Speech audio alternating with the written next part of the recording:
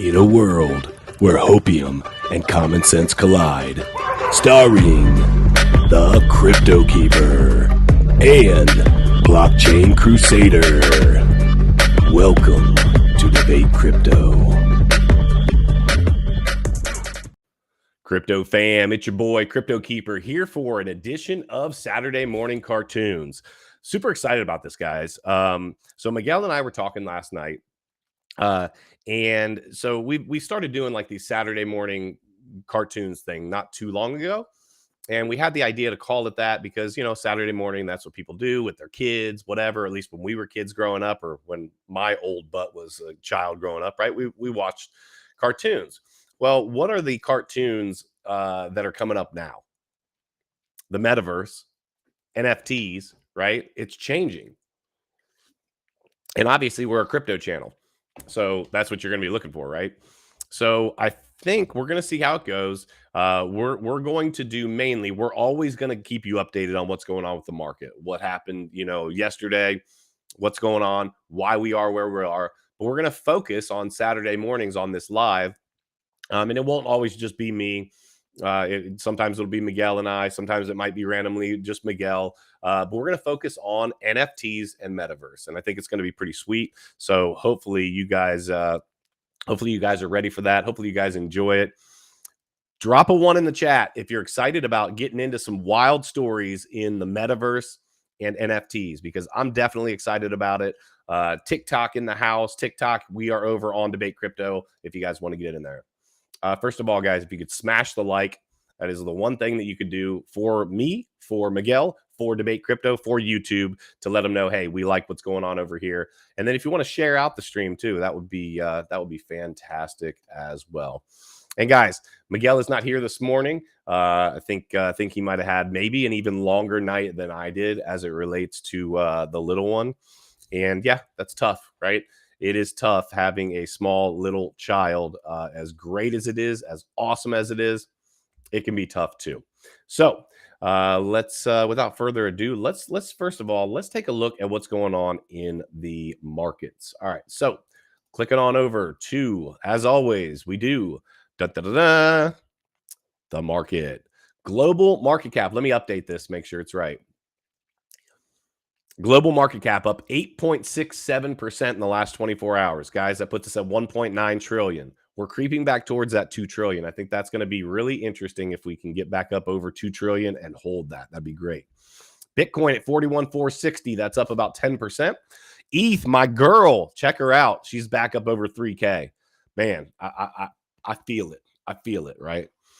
Tether holding strong at $1. BNB finally broke that $400 barrier at $419.06 approximately. We got USDC, down to 99.98 cents.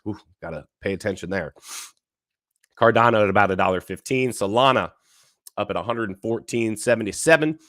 My pal, my friend, we need to get this lawsuit over with, XRP at 67 cents, Terra Luna at 56 cents, and Polkadot rounding out the top 10 at $21.62. Guys, the reality is there have been a lot of opportunities in the market recently. Now, some people will argue and say, listen, it hasn't been opportunities. This market's going down. So let me touch on that. Right now, I want to tell you and remind you, tonight, please, guys, I'm telling you, don't miss this. These are two people with like a cult-like following. 9 p.m. Eastern Standard Time, we have the one, the only Crypto Face debating as the bear versus Parabolic Signals, who's the bull. So if you guys liked the debate last week, I think you guys are going to love the debate tonight. I'm super excited about it. Both of them are heavy into TA, so I'm really interested to see, like, where is this headed? How are they seeing two totally different things? I think it's going to be really awesome. So I am excited for that. Drop a 1 in the chat if you're excited for tonight. I would appreciate it. Brendan, thank you for the love, my man. I wonder, is this my friend Brendan? Like I know you from school, Brendan, or is this just some Brendan who I love as well? I love you too. I love you too. Good morning, Sean. Good morning, Sensei. Good morning. I love when you call me Sensei. That's so great. I love it. I love it. I love it.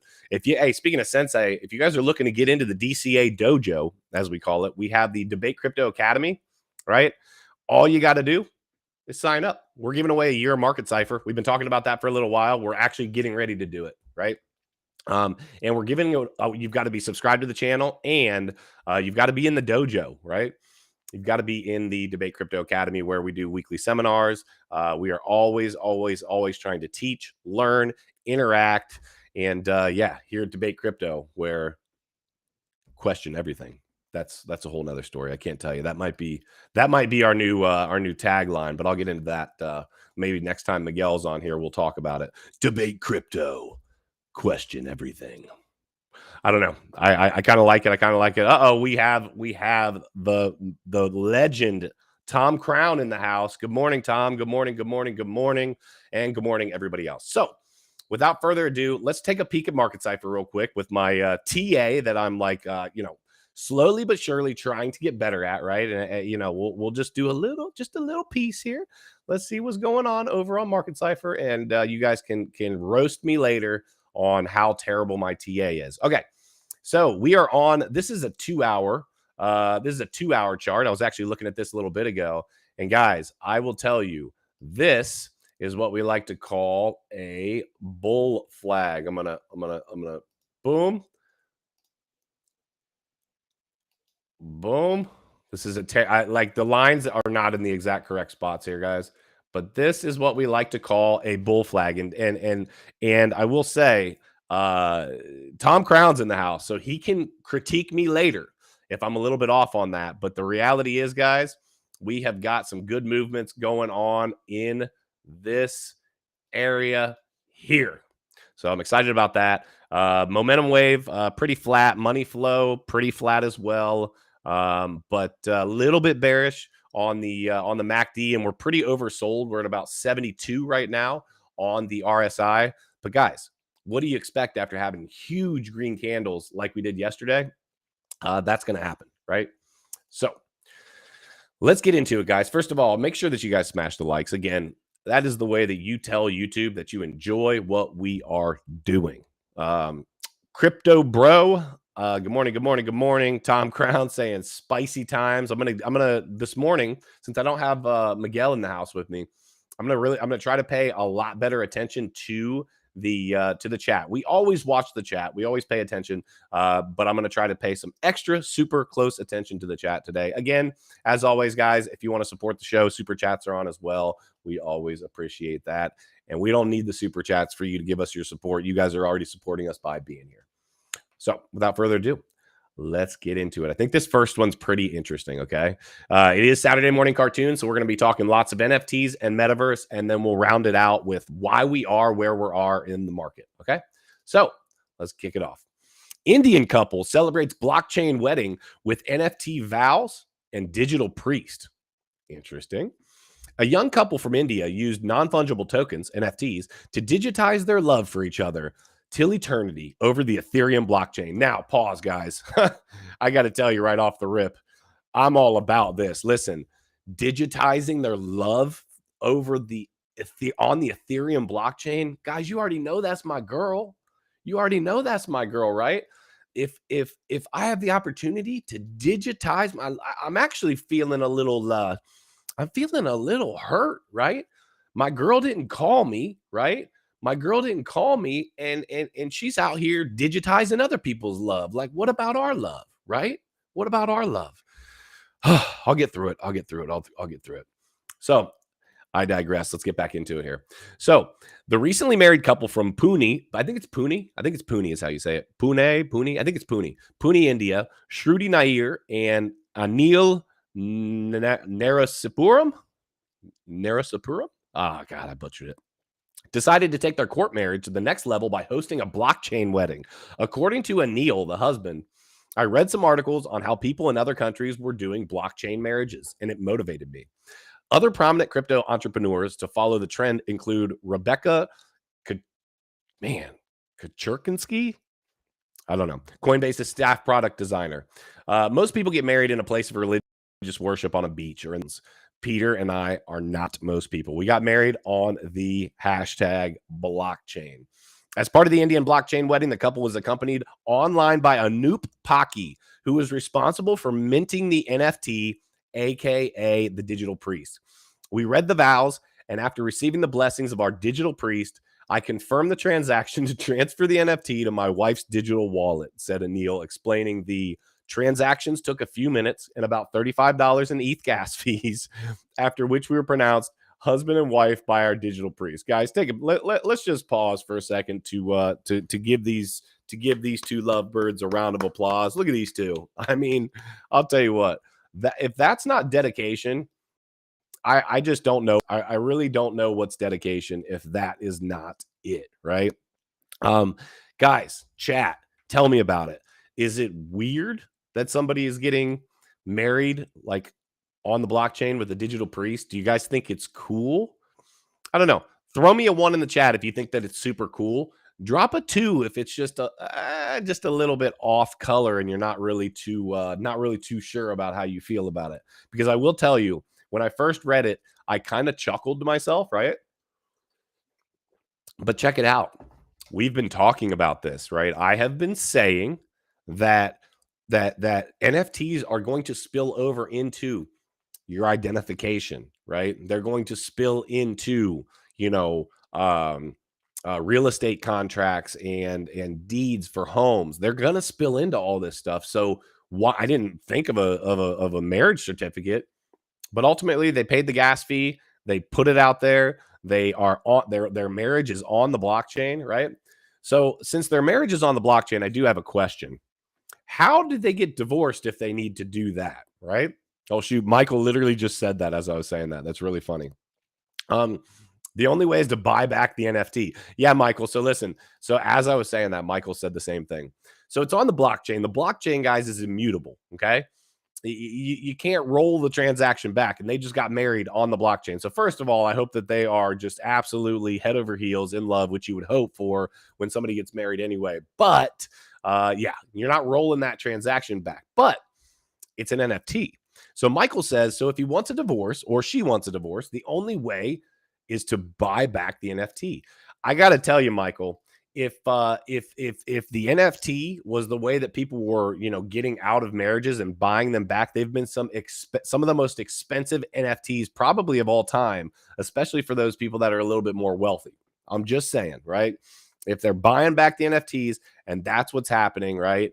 Yeah, that is absolutely getting a little bit of little expensivo, right? So anywho, I just thought that was a fun one. So hey, again, Saturday morning cartoons. Let's talk about it, right? Now check this out. This gets a little deep, so bear with me, okay? But we're about to talk about the metaverse. The metaverse. 3 legal issues we need to address. Okay, I'm not going to read this whole thing because it's actually pretty long, but I want to talk through this, right? The metaverse seems to be the latest buzzword in tech. In general terms, the metaverse can be viewed as a form of cyberspace. Like the internet, it's a world, or reality even, beyond our physical world on Earth. The difference is that the metaverse allows us to immerse a version of ourselves as avatars in its environment, usually through augmented reality, which you'll see as AR, or virtual reality, which is VR, which people are and will increasingly be able to access using tools like VR goggles. While it all seems very exciting, a curious lawyer like me is inclined to ask, who or what governs the metaverse? The way I see it, there are 3 key areas that at this stage are legally murky. Number 1, a boundless marketplace. Transactions in the metaverse are generally monetized using cryptocurrency or NFTs. The NFT market is booming. In some cases, we're talking about sales equivalent to millions of pounds, right? For example, I'm sorry. While it's difficult to say whether this is simply a trend or a new and exciting form of capital investment, these kinds of transactions raise some interesting legal questions. For example, in the real world, when it comes to purchasing a piece of art, property law dictates that the ownership is twofold. First, ownership can be attributed to the actual physical piece of artwork. Second, the buyer may or may not own the actual intellectual property of the artwork, depending on the terms of the sale. But what kind of ownership is precisely included in a transaction of digital art? International law firm Reed Smith said that ownership in the metaverse is nothing more than a form of licensing or provision of services. So that was the first one, right? Virtual real estate has also become an NFT, right? Which individuals and companies spending enormous sums of property of money on property in the metaverse. Do these intricacies of land law apply here? For example, will real world legislation cover trespassers on private land in the metaverse? Guys, in the chat, tell me, do you guys think that this is something that needs to be addressed? I think that it does. Okay. I think that as we look at some of these things, I understand this is an attorney asking these questions, but let's be real. People are going to always be people. And that means a couple things. One of which, there's always going to be problems, right? Secondly, people are going to try to take advantage of each other. Okay. What I mean by that is if you can get in trouble for something for the real world, they'll probably be able to try to make a case for it in the metaverse. And I think that's super important to remember because the reality is we are still dealing with people. It's not like it's anything other than people just because we're in the metaverse. Now, the metaverse may also be susceptible to hosting a virtual marketplace, somewhat like Silk Road, which was a dark web marketplace dealing in illegal drugs, weapons, and allegedly murder for hire. What kinds of laws can be put into place to safeguard against this happening in the metaverse?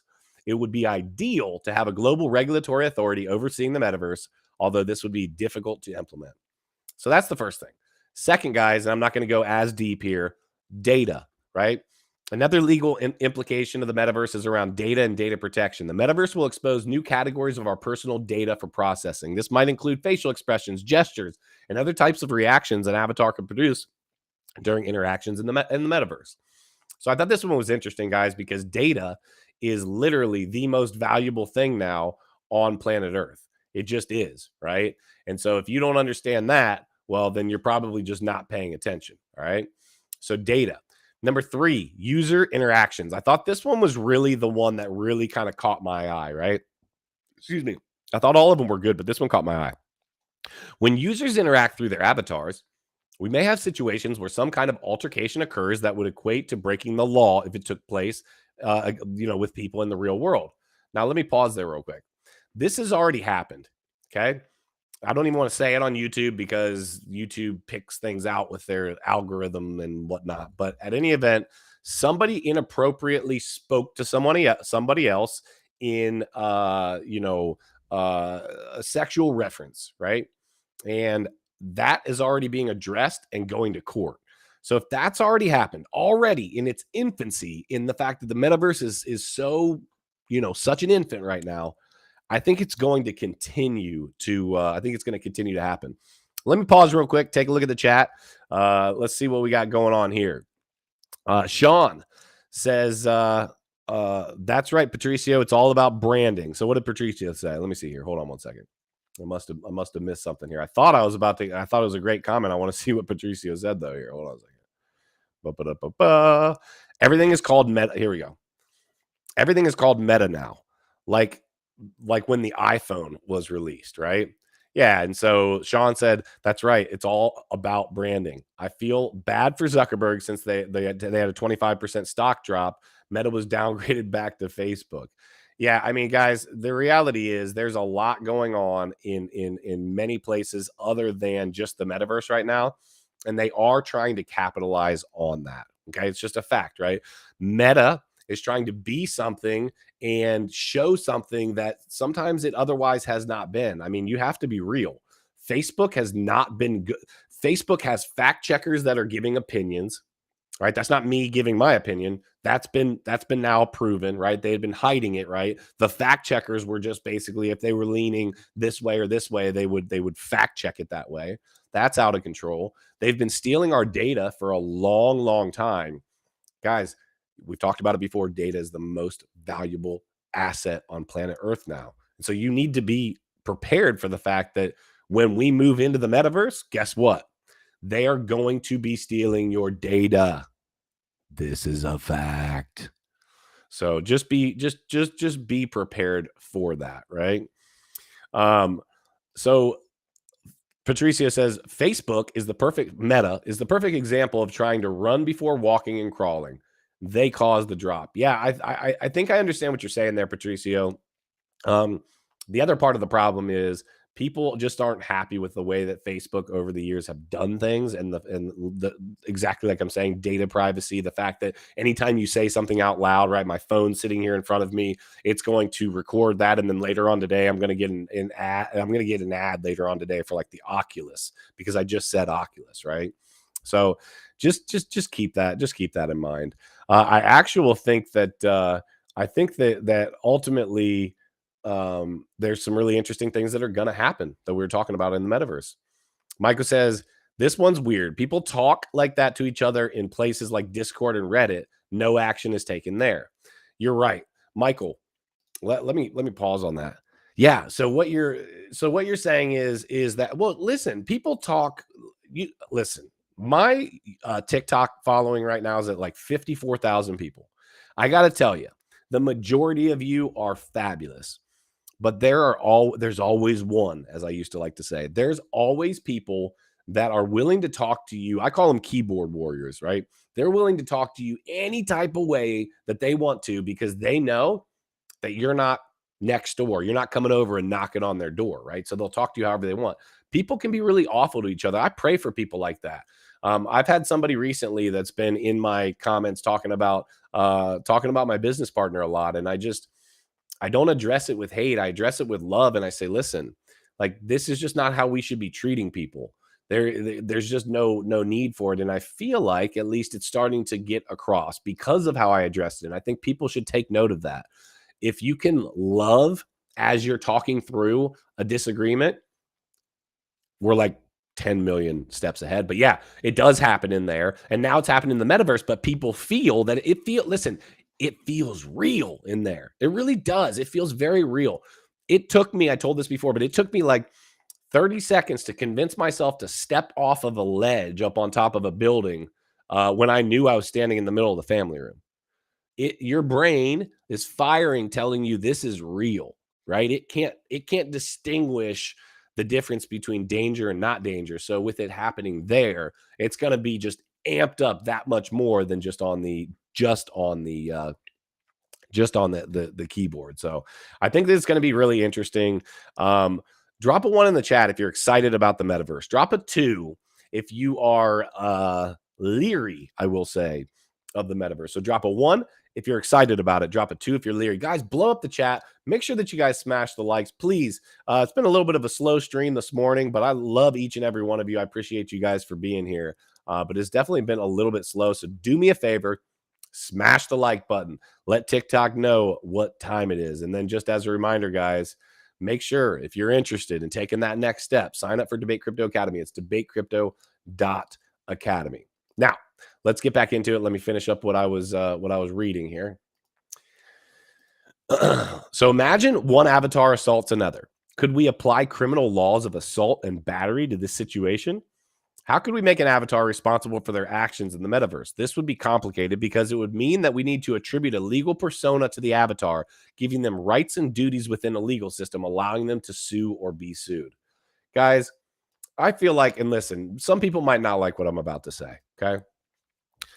I feel like this is just going to be another arena for people to get their feelings hurt.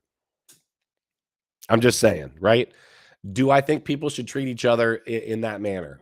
Absolutely not. I think you guys follow me probably partially because you know that I like who I am, right? At least I hope that's part of the reason why you guys follow me. So is that appropriate? Absolutely not. But I also feel like sometimes people just are looking for an altercation. People are looking to get their feelings hurt. We live in this cancel culture right now, and I absolutely despise it. We need to literally put on a little bit thicker skin, understand that people aren't always going to say exactly what we want them to say. People aren't always going to agree with us. Think about what an ugly world it would be, what a boring world it would be if everybody just agreed with you. Think about it. It would be literally boring. There would be, you wouldn't be able to have debate crypto debates like we have coming up tonight with Crypto Face and Parabolic.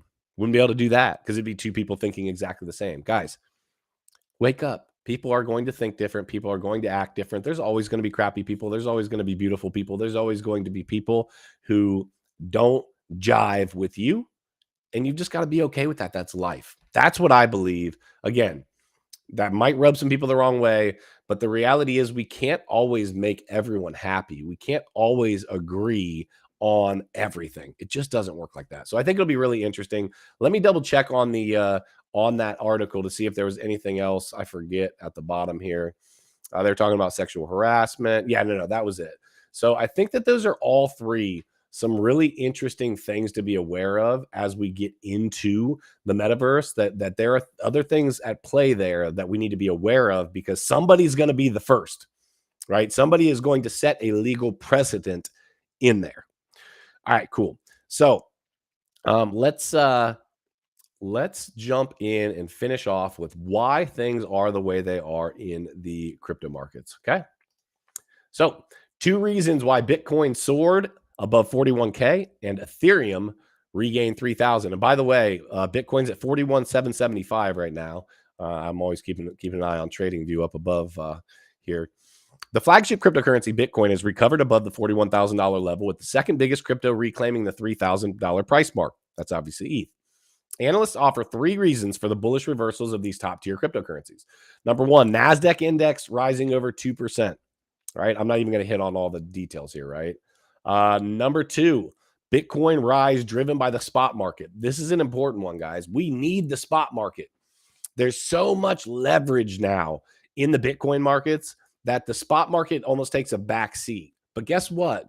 Most of retail is driven by the spot market. The spot market also gives a greater, as I see it, a greater real deal long-term sentiment on the market, because generally, as a general rule, this is not all the time, but a lot of times when people are buying spot, it's because they're trying to add to a position for at least a short to medium amount of time. It's not just like trying to get in, get out, get in, get out.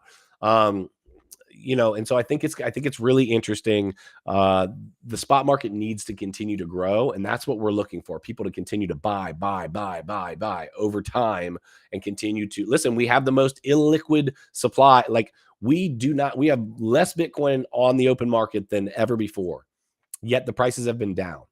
So I question, like, why and where is that headed? So I'm really interested to see where that heads.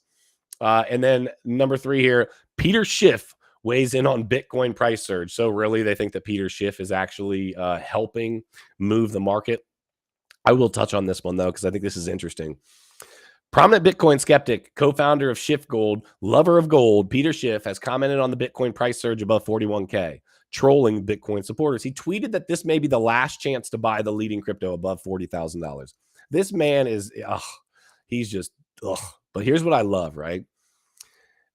Previously, well, not this part, the next part. Previously, he stated on Twitter that he expected Bitcoin to drop below 30 and then face a flash crash that would take Bitcoin to the $10,000 low. I welcome a $10,000 Bitcoin, side note. But his son, Spencer, is a Bitcoiner. Let's go, Spencer. I need to find Spencer, apparently, and start following him, because Peter Schiff is absolutely annoying, right? And the fact that his son leans totally in the opposite direction, man, it warms my heart. Drop a 1 in the chat if it warms your heart that Spencer Schiff is a Bitcoiner, that Peter Schiff's son. If you guys don't know who Peter Schiff is, you should look it up. Absolute gold maxi, hates on Bitcoin all the time. Drop a 1 in the chat if it makes your heart warm that Spencer Schiff is a Bitcoiner, right? Schiff Jr. tweeted that he had bought more Bitcoin when the price went up. I think this is beautiful. He's literally saying, listen, Dad, I appreciate what you've done for me and this life that you've put together for me, but I'm able to think on my own. And I think that that's super, super important. So I don't know. I love people being able to say, you know what, I'm going to use my own brain. I'm not just going to listen to what others say. So let's drop into the chat to kind of finish things out. Let's see here. So Patricio says, I followed you and Miguel because you guys are honest and easygoing. Also, I always have a great time on every stream. Man, Patricio, thank you very much, man. Thank you. We appreciate that. We appreciate you. We see you in the chat quite a bit. So we appreciate all the support for real. It means a lot to us. Thank you. Sean, always in the chat as well. He says, exactly. There's some a-holes out there just trying to stir up drama, but that's life. You have to learn how to not get offended and not emotionally react, but strategically respond. Yeah, I totally agree. I think that it's going to be really interesting. This is backed up to the metaverse stuff that we were talking about. I think it'll be really interesting to see what happens. Crypto bro here says Schiff has been wrong about Bitcoin with every tweet. He is a sad person. He really does like work hard to FUD Bitcoin, right? Sean said, I love it. The only bad thing is Schiffs don't go to the father-son picnics anymore. Bitcoin has put a wedge in between Peter Schiff and his son. So, Crypto fam, listen, if you haven't already smashed the likes, make sure you smash the likes. We appreciate you guys. This is Saturday Morning Cartoons. If you guys like this, right, make sure you drop a 1 into the chat, drop a thumbs up, drop something to let us know that you guys like this, right? We appreciate all of your support as always. And guys, listen, tonight, I can't say it enough, right? 9 o'clock p.m. Eastern Standard Time. The debate. The link is already up, so you guys can make sure to set a reminder. There's literally an option to set a reminder. Set a reminder for tonight. Tonight should be popping. We've got two influencers that have cult-like followings that are going to be going head-to-head, right? One's a bear, which is Crypto Face. One's a bull, which is Parabolic Signals. And they're going to meet face-to-face, and it's going to be epic. So make sure you guys are there 9 p.m. Eastern Standard Time here on YouTube. So, Crypto fam, if nobody's told you before today, I love you. Miguel's not here, but he loves you. We, as Debate Crypto, love you guys. Until next time,